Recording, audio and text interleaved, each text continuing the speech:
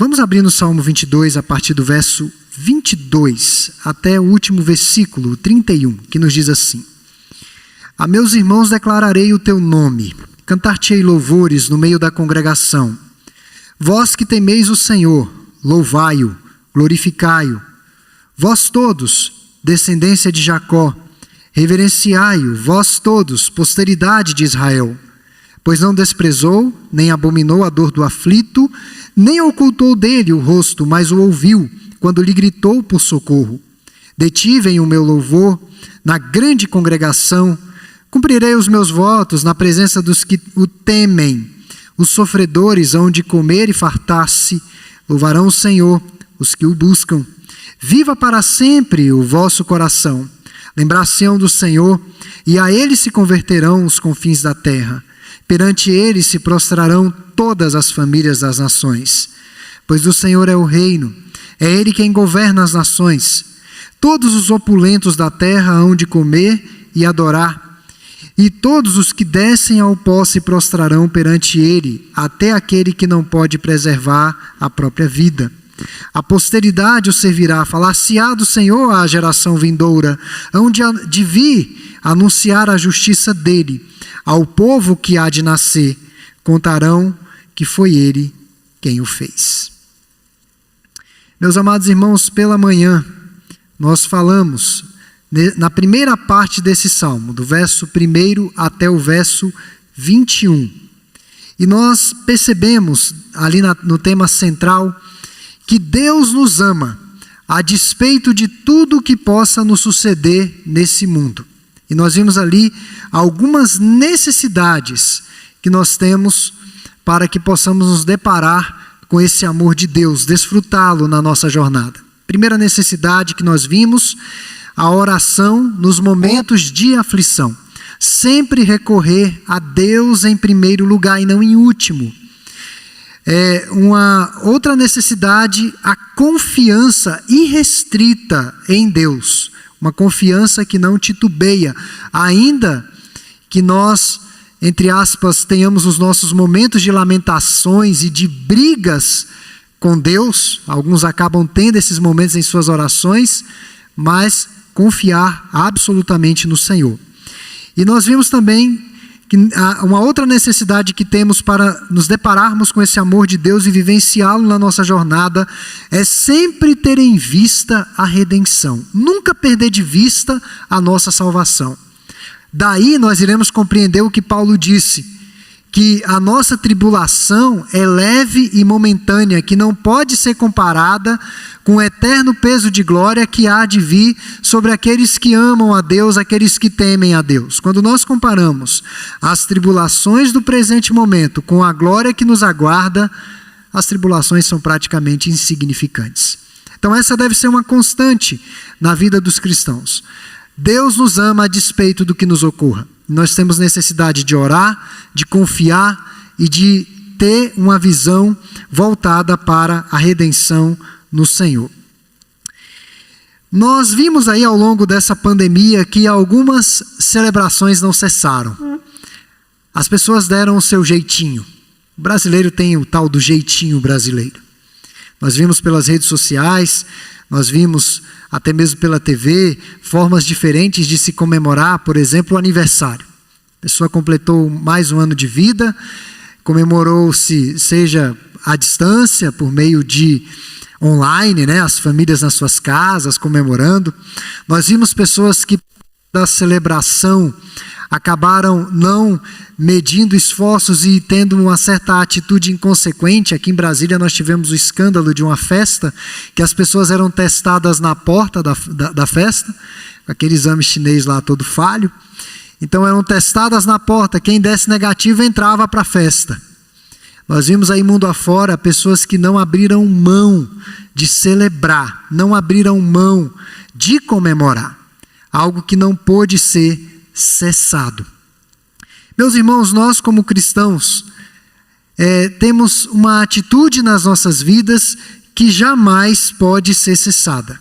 E é a temática que nós vamos tratar essa noite. É o louvor ao Deus soberano, apesar dos dramas que nos assaltam. Louvor ao Deus soberano apesar dos dramas que nos assaltam. Esse tipo de atitude, esse tipo de celebração tem de ser incessante na vida de todo o crente. Louvar a Deus em todo o tempo. O propósito das públicas e solenes manifestações de louvor a Deus consiste em que os fiéis pudessem se envolver, servir e honrar ao seu Deus. E também para que pudessem animar uns aos outros a agirem da mesma forma. O que ocorre quando nós vemos um irmão que está numa situação mais difícil que a nossa, louvando a Deus, e olhamos para as dificuldades daquele irmão, nós ficamos envergonhados, ficamos constrangidos e percebemos quão falhos nós estamos sendo na nossa adoração a Deus e acabamos empreendendo mais esforços para que o Senhor seja louvado por meio das nossas vidas. As grandes vitórias nunca são mantidas em segredo. Hebreus 2:12 é a citação do versículo 22 desse salmo. O contexto é de como as pessoas participam da missão bem-sucedida do Messias entre aqueles gentios ou não judeus. O triunfo do Messias é razão mais do que suficiente para inspirar o povo de Deus a louvar e adorar ao Deus da sua redenção. Nós não louvamos a Deus apenas por bênçãos temporais. Ora, queridos, se as bênçãos temporais nos alegram, nos dão um novo vigor, um novo ânimo, imagine só as expectativas e as bênçãos espirituais da nossa redenção, que já as temos, mas ainda não. Já as temos prometidas pelo Senhor, mas ainda estamos peregrinando em direção a elas. O homem desolado do Salmo fora ouvido, sua oração fora respondida, e a saúde lhe fora restaurada, e ele fora trazido de volta da morte. Esse texto é riquíssimo e evidencia aqui algumas razões para louvarmos ao nosso Deus. É claro que existem incontáveis motivos. Eu não vou falar de todos eles aqui, talvez até à luz desse salmo. São aqueles que eu vi. Eu não estou aqui esgotando o assunto. É o que eu vi à luz desse texto. Então, a primeira razão que eu quero destacar, louvar a Deus por ser esperança dos que sofrem. Deus é a esperança dos que sofrem, versos 22 a 26. Nós somos levados do trono dos Salmos 20 e 21, que são salmos reais, da realeza, que falam do governo de Deus. Nós somos levados do trono dos Salmos 20 a 21 para a cruz do Salmo 22. O salmo inicia com queixumes e humilhações, mas ele termina com triunfo e exultação. Passamos agora do sofrimento para a glória, da oração de súplica para o louvor. Dos versículos 1 a 21, Jesus suporta a cruz. É o salmo do servo sofredor. Mas aqui entra, a partir do verso 22, ele entra na alegria que lhe estava proposta desde a fundação do mundo. O Deus que estava oculto na primeira sessão deste salmo aparece e abençoa com alegria e grande triunfo. A oração do homem aflito finalmente foi respondida, embora essa resposta tenha sido adiada por um momento. A ação divina, adiada no nosso modo de entender. A ação divina se fez presente, embora tenha esperado pelo tempo apropriado para manifestar-se. Segundo o reverendo John Gill, que foi um pastor e escritor inglês do século XVIII, embora Deus tenha esquecido do Messias por algum tempo, e na sua ira tenha escondido o seu rosto por alguns momentos, para que o Messias suportasse toda a humilhação da lei, contudo, ele não ocultou o seu rosto para sempre. Deus não rejeita os suspiros de alguém cujo coração é contrito. É o que diz o Salmo 51, verso 10. Deus não rejeita a oração daqueles cujos corações são contritos. Os sofredores hão de comer e se fartar e viver para sempre. É essa a promessa que há no verso 26, parte A. O homem que fora ressuscitado não estaria solitário em seus festejos, mas convidaria os pobres e os desolados, aqueles desvalidos que não encontram solução na sua própria força, não encontram a solução na justiça desse mundo, não encontram a solução na saúde que é oferecida ou nas resoluções de saúde oferecidas por este mundo. Então, esses pobres, esses aflitos, estarão nesses festejos do Messias. Os corações dos sofredores, antes desanimados, seriam vivificados e a alegria seria perene. Aqueles que pensam que as suas orações foram silenciadas e não foram ouvidas, se continuarem a orar e a esperar, descobrirão que não procuram em vão. Como eu disse hoje pela manhã, muitas vezes parece que o céu está de bronze, fechado. Temos a sensação de que as nossas orações não sobem. Há momentos assim, mas nós devemos perseverar. Por meio do sacrifício de Cristo, os pobres de espírito são ricos de bênçãos espirituais, completamente acessíveis na pessoa do nosso Salvador. Os famintos serão finalmente saciados com o pão da vida, Cristo, o pão vivo que desceu do céu. Independente do que aconteça com os nossos corpos, a nossa alma viverá eternamente. É o que diz João 14:19. Nós esquecemos essas promessas vitais na nossa peregrinação. Nos apegamos ao pó, nos apegamos ao que é passageiro. Mas independente do que aconteça com a nossa estrutura física, com esse tabernáculo de carne, nós sabemos, irmãos, que a nossa alma viverá eternamente. Quando estamos acometidos pelo sofrimento, nós temos a tendência de minimizar ou até mesmo subestimar o poder do nosso Deus. Quando Jesus foi ressuscitar a Lázaro em Betânia, num diálogo com Marta, ele disse: teu irmão há de ressurgir. João 11:23, especialmente o verso 24, Marta responde: eu sei, Senhor, que ele há de ressurgir na ressurreição no último dia. Era um momento de extrema aflição, de esperança praticamente esgotada que Lázaro pudesse retornar à vida. E Cristo ressuscita a Lázaro, aquele que estava morto. Numa situação crítica, o nosso ceticismo, incredulidade, falta de fé, insegurança, desconfiança ficam aflorados.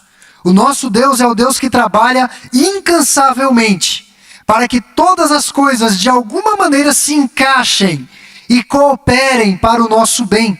Não há nada sobre do impossível para Ele. De fato, Ele é o Deus dos possíveis. Quantos milagres Ele operou na história da redenção. É o mesmo Deus de hoje. Pode e tem feito coisas tremendas e maravilhosas em meio ao seu povo. É o Deus da esperança dos que sofrem. Mas além de ser o Deus da esperança dos que sofrem, uma outra razão para louvarmos ao nosso Deus é pelo alcance universal do seu reino. Eu não estou falando de caráter ou de salvação universal, que são diferentes. Eu estou falando do alcance universal do seu reino. Versos 27 a 28. De acordo com William Hendrickson, que foi um teólogo norte-americano do século passado, o Messias universalizou a operação de Deus e estendeu-a à era da eternidade futura, em seus propósitos restauradores e redentores. Todos virão a Ele, as nações do mundo serão a sua herança, e não apenas a nação de Israel. Na verdade, Israel rejeitou o Messias. E, de certo modo, por terem rejeitado o Messias, essa salvação ficou centrífuga foi para o mundo inteiro, ela foi alcançando pessoas de diversos povos. Quando eu falo do alcance universal, eu não estou falando de salvação de todos os homens, mas eu estou falando que o Evangelho alcança pessoas de diversas etnias, povos, nações, condições sociais. O Evangelho não está restrito a um grupo, mas o Evangelho alcança pessoas de diversos lugares. Então todas as nações prestarão louvores a ele, porquanto o seu poder será muito grande e notável. O salmista reconhece que tão somente do Senhor vem a razão do seu louvor. Esta parte do salmo contém louvor e dedicação a Yahvé, o Deus da aliança, e uma visão universal do seu domínio. Deus domina em todos os lugares do mundo. Nada está fora do controle absoluto de Deus, da soberania de Deus. De certa forma, o salmista reconhece isso. Deus não agia somente em Israel, onde Davi era rei, mas Deus agia no mundo inteiro. Ele continua agindo no mundo inteiro, do mundo macro ao mundo microscópico. Deus está agindo com o seu poder. Portanto, a segunda parte deste salmo alude às dimensões universais da congregação. O povo de Deus vai estar no Brasil, no Peru, na Argentina, no Paraguai, na África e diversos países da África, na Ásia, em todos os lugares do mundo, a igreja do Senhor ali estará. E tendo essa perspectiva do alcance universal do reino, eu conversava com algumas pessoas há um tempo atrás e eles relatavam de irmãos que haviam mudado do nosso país, estavam no outro país, e eles diziam: por que os cultos da segunda igreja não são transmitidos ao vivo, para que essas pessoas de fora do país também acompanhem e estejam conosco? E eu tenho algumas reservas em relação à transmissão do culto ao vivo. Mas nesse caso eu fui muito direto, eu sou franco. Eu disse: a igreja do Senhor está em todos os lugares. A igreja do Senhor não está só aqui na QNG. A igreja do Senhor está em todos os lugares do mundo. É muito fácil ficar em casa, acompanhando o culto de casa, sem ter comprometimento público, sem ter engajamento com a comunidade.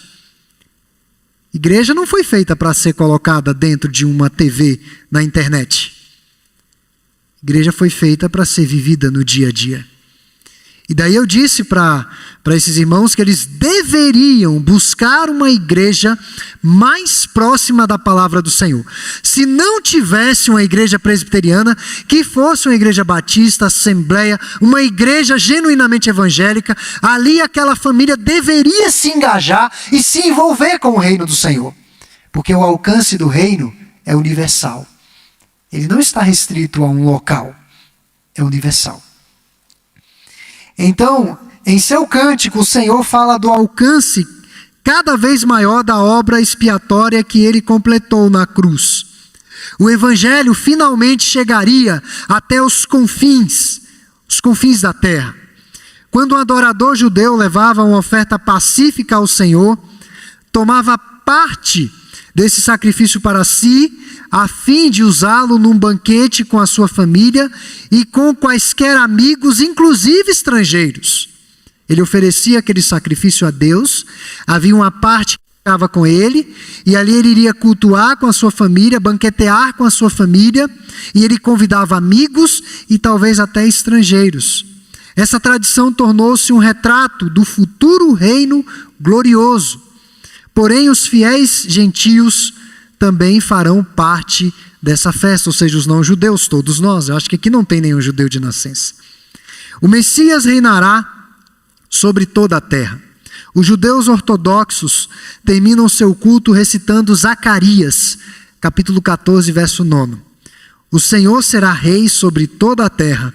Naquele dia, um só será o Senhor, e um só será o seu nome. Meus irmãos, Deus reina sobre toda a terra. O Evangelho alcança até mesmo o mais inesperado pecador. E aqui eu quero contar uma história com H-I, não história, mas uma história verídica, que nos foi contada por um presbítero da nossa igreja, que não está mais ativo por conta de problemas de saúde. Eu já havia pedido permissão a ele para contar essa história em momento oportuno, e ele permitiu. O nosso irmão, presbítero Joel Nogueira, me contou que na década de 80, quando ele pertencia a um grupo de evangelização denominado SERAP, Centro de Evangelização, Recuperação e Apoio a Presos e Egressos, ele visitava semanalmente o núcleo de custódia no complexo da Papuda, aqui em Brasília, na década de 80. E eles iam ali com um objetivo bem definido: falar do amor de Deus a aqueles detentos. E num determinado sábado, quando ainda estavam pregando e falando do amor de Deus, aproximaram-se deles alguns homens. Ele não conhecia esse trabalho ainda. Eram 4 homens, bem vestidos, de roupa social, com algumas caixas nas mãos. Eles finalizaram o culto, e aqueles visitantes, identificando-se como Gideões Internacionais no Brasil, abriram aquelas caixas que traziam e começaram a distribuir aos detentos Novos Testamentos. Novos Testamentos com o livro dos Salmos e Provérbios.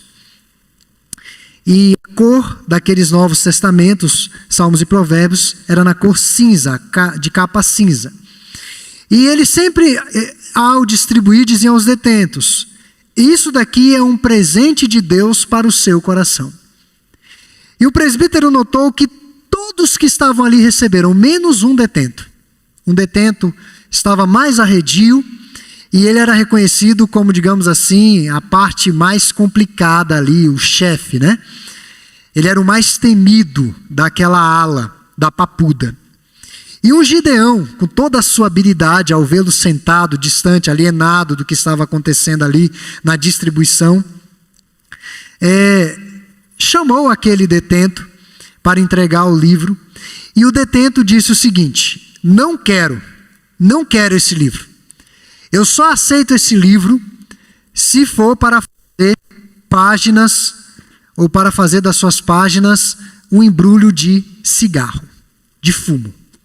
Aí eu aceito. Você pode me dar, porque o destino desse livro vai ser isso. E o Gideão, com toda a sua diplomacia e a sua habilidade, disse a ele: não tem problema. Você pode usar as páginas desse livro para fazer o seu cigarro e fumar, mas nós vamos fazer um pacto, um trato. Antes de fazer o seu cigarro, você vai ler a página. Você lê a página do livro. Só isso. Depois você pode arrancar a página e fazer o seu pito, sem problema algum. E o detento concordou. E dali, meus irmãos, aquele detento fez assim, os gideões foram embora, o presbítero continuou as visitas no presídio, e percebeu que com o passar dos dias, aquele detento foi mudando um pouco o comportamento. O caráter daquele detento foi mudando, da agressividade ele ficou mais pacífico. Ele começou a ler as páginas do Evangelho, conforme escreveu Mateus. Cada dia sentia mais vontade de conhecer as verdades ali contidas. Depois leu Marcos, Lucas, e daí, quando ele chegou no Evangelho de Lucas, as páginas não foram mais rasgadas. Segundo o detento, quando ele começou a ler o Evangelho de Lucas, ele não sentia mais vontade de fumar. Ele não tinha mais nenhuma vontade de fumar. Ele procurou o líder religioso da cela, daquela ala do presídio, e disse as seguintes palavras: parei de fumar e quero entregar a minha vida a Jesus. E ali nós vemos cumprida a promessa da palavra do Senhor. Assim será a palavra que sair da minha boca. Não voltará vazia, mas fará o que me apraz, e prosperará naquilo para que a designei. Isaías 55:11. A palavra do Senhor é a espada de 2 gumes. Ela corta para salvação ou para condenação.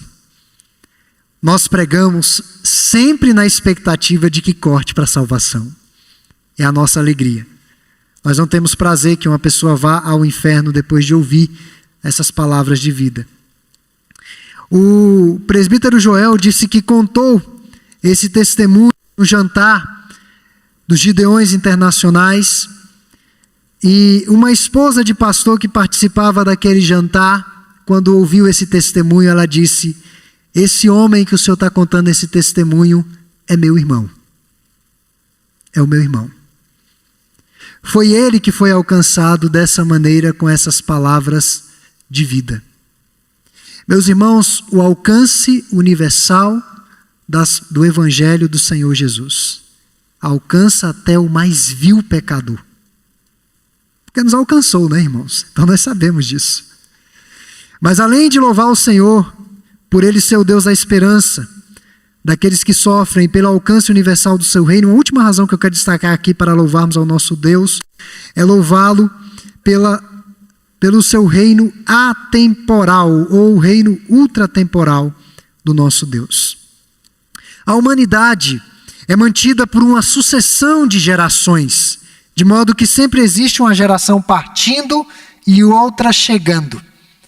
Quando eu era um pastor mais jovem, eu ainda sou jovem, mas mais jovem ainda, quando eu encontrava um pastor veterano, um pastor com mais de 75 anos, 70 anos, eles diziam assim: tá chegando um e eu já estou saindo. Nosso mundo vive essa questão cíclica, é uma geração que chega e uma geração que vai. As bênçãos da expiação e do reino não são temporais, serão eternas, de geração em geração.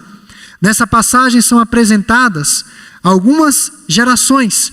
Uma semente, Isaías 53:10, a geração do período em que o texto fora escrito, e um povo que surgirá.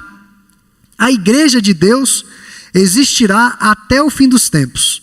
A pandemia não pode acabar com a igreja, não existe pestes que acabem com a igreja, crise econômica, crise moral, podem ter a absoluta certeza.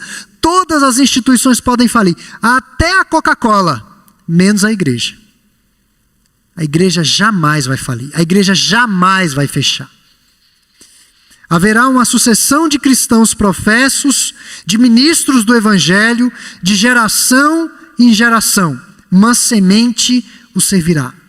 Deus irá graciosamente guardar as gerações como seus tesouros mais preciosos.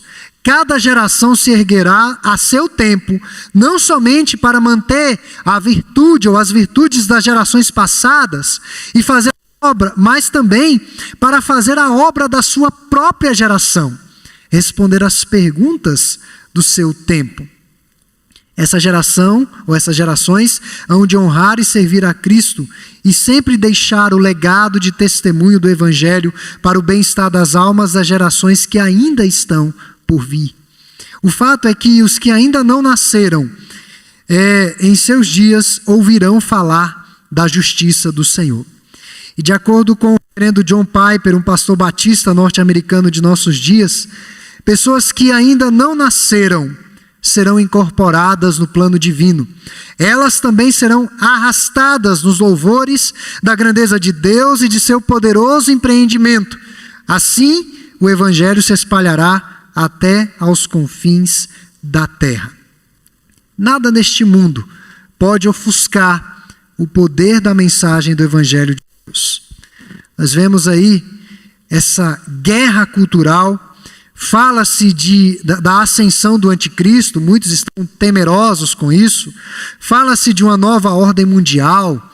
Falam de organizações secretas que estão dominando o mundo, Illuminatis, e toda essa teoria da conspiração. Mas ao mesmo tempo nós vemos que há um trabalho descomunal e bem cadenciado de alianças de opositores do verdadeiro Evangelho. O mundo e o príncipe deste mundo visam ofuscar ou até mesmo destruir a fé no Deus da Bíblia. Isso é um fato, irmãos, que nós não podemos negar. Todavia, nenhuma ideologia, organização, criatura, teologia diabólica, ciência, nem mesmo Satanás poderão aniquilar o Evangelho. Cristo disse aos seus discípulos, Mateus 16:19, as portas do inferno não prevalecerão contra ela, a igreja. Não devemos entrar em pânico com essas ameaças. Não devemos entrar em pânico com o distanciamento social, com as pandemias. Nós estamos aí na era pós-moderna que falam, o início do século 21. Já iniciamos com uma pandemia. E podem ter certeza, vamos ter que aprender a viver com isso. Mas nada disso poderá ofuscar o reino de Deus, porque o reino de Deus é ultratemporal. Ele não depende do nosso tempo, se é tudo favorável ou não. Na verdade, quando tudo era oposto ou era contrário, esse reino se expandiu ainda mais. Então nós temos de ter essa perspectiva de que o reino de Deus é atemporal. Essa noite eu falei sobre o louvor ao Deus soberano, apesar dos dramas que nos assaltam. E essas são algumas razões para louvarmos ao nosso Deus. Ele é a esperança dos que sofrem, o alcance universal do seu reino e a atemporalidade do seu reino. Um salmo que começa com uma nota tão dolorosa, termina com o tema da alegria universal da redenção divina. A oração final traz nova segurança interior, expressa em louvor manifesto. Portanto, os primeiros versos tratam do sofrimento do Messias, enquanto que os últimos tratam da redenção que Deus, de forma milagrosa e poderosa, iria realizar, ou já realizou. Que Deus nos ajude, meus amados irmãos, a mantermos os nossos pensamentos fixos em Cristo e ser tão afetados pelos seus sofrimentos na ceia, quando nós participamos dela, sermos tão afetados pelo seu sofrimento quanto pela graça e sua influência.